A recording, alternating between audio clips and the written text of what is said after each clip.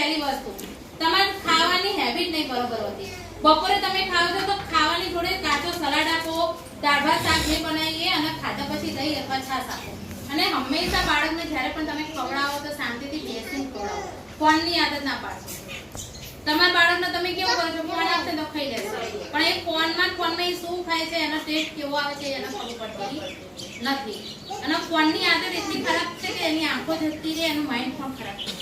એની સાથે સાથે આંગણવાડીમાં કોઈ પણ વાલી આવો પડીકા લઈને મોકલવાના નહીં, પ્લાસ્ટિક યુઝ કરશો નહીં.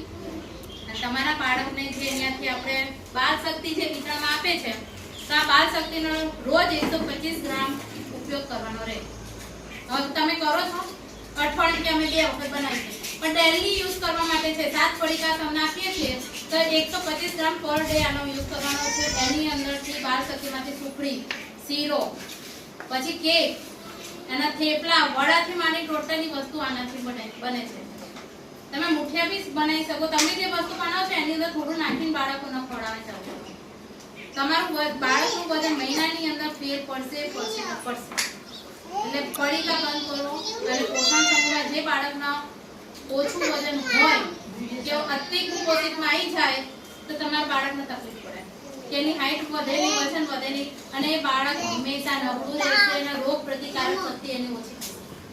એટલે હંમેશા આપણે કહું છું બહારનો પડીકા ઓછા કરજો.